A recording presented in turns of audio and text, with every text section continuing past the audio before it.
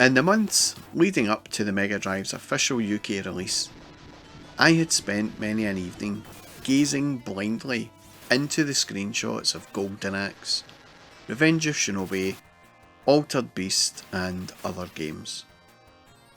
I had always thought that when the day came that I finally would get my hands on Sega's new 16-bit machine, I would be walking out with some AAA titles. But alas, that didn't happen. And so, on Saturday, the 27th of October, the day I went to purchase my Megadrive from Virgin Megastore, I couldn't see Golden Axe or Revenge of Shinobi anywhere. All I could see was Last Battle and Mystic Defender. And not really knowing anything about those games, and not wanting to leave with just Altered Beast, I picked up a copy of each and could not wait to get home to see what they were like.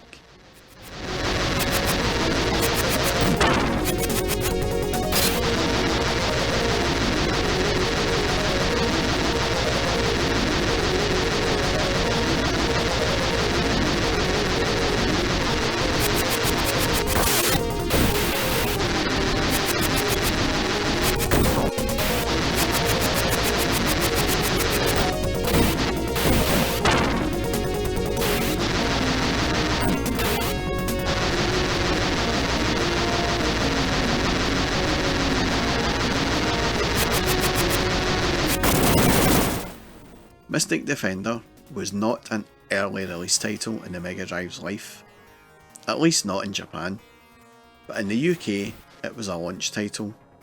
You see, I reckon Sega had been quite crafty with the European release of the Mega Drive, as they launched it with titles that had not proven popular in their home market of Japan, knowing full well that nobody buys a new games console and does not buy additional games. This ploy ensured that Sega could shift some numbers of inferior games onto an unsuspecting public, and I was one of them. Mystic Defender takes place in an alternate Japan fantasy setting, in which the anarchistic sorcerer Zareth kidnaps a young woman named Alexandra, and it's up to you to save her. Your only means of attack and defence is the use of magic spells that you collect during the game by picking up icons such as these. Your primary weapon is a kind of energy shot that can be charged for a more powerful attack, or just fired rapidly depending on the situation you find yourself in. The gameplay is a mix of platform and shooting, and is set over 8 levels of some of the most dreary action you are ever likely to play.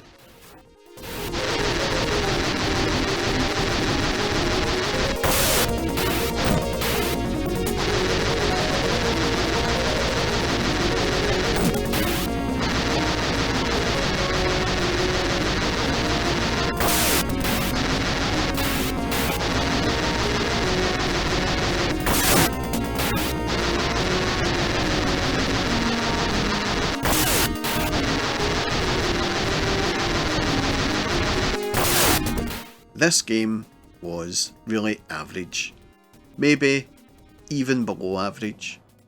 There are some things that done well. The visuals, I think, are not too bad.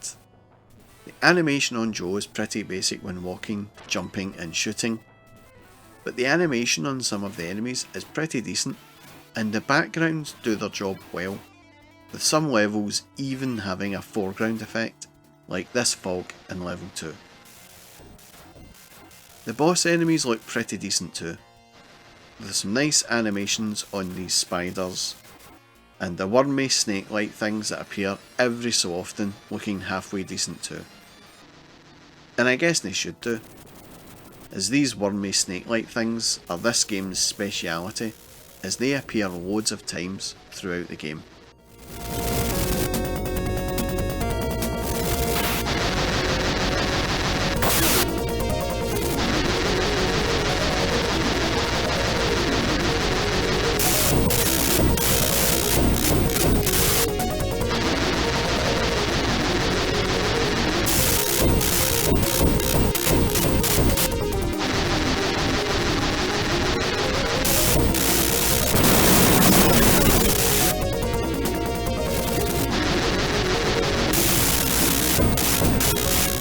do like this head-up display as well, with just the life blocks on the bottom left and the lives on the bottom right.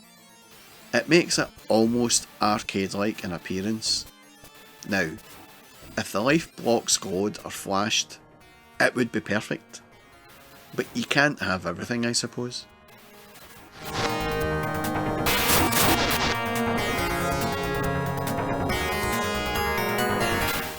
The sound in this game I always liked. The Megadrive came with a headphone port, and this was a game I always enjoyed playing with a set of headphones on. This and Rambo 3, especially the second level in Rambo 3, that was awesome. You should check out my look back of that if you haven't already. I will leave a link in the description below. Anyway, the sound in Mystic Defender is not the best, but it's certainly not the worst.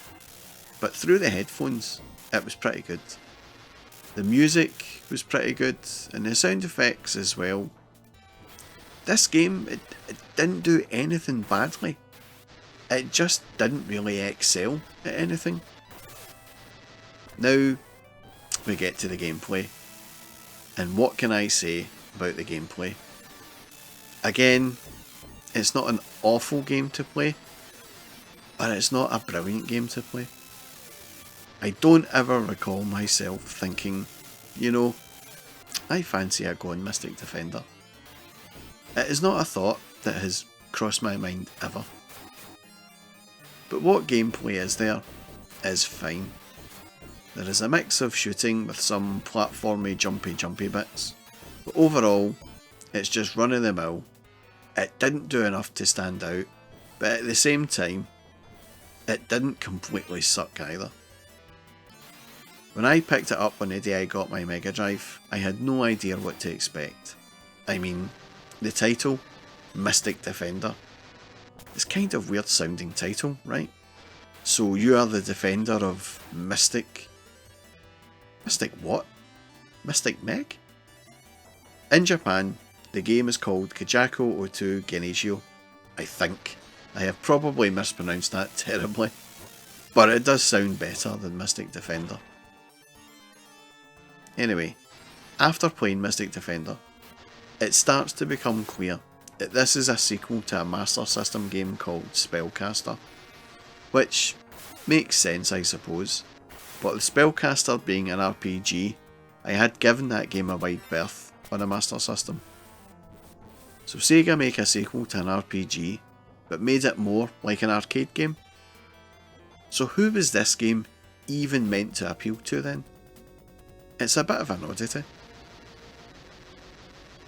A few weeks after I got my Megadrive, I got a hold of Golden Axe, Revenge of Shinobi, Super Hang-On, and other great games. And so Mystic Defender was a game that just collected dust on my game shelf. And I think I traded it in for something at a later date. I really can't remember, but I certainly didn't miss it. Although, when playing it back for this video, it wasn't as bad as I remembered it was. Maybe I was just too harsh at the time. Who knows? So that was my look back at Mystic Defender on the Megadrive. If you liked this video, then please do give me a sub and a thumbs up, or maybe even a comment or two below if you're happy to discuss your memories of Mystic Defender. And that's all from me, folks. Thanks for watching.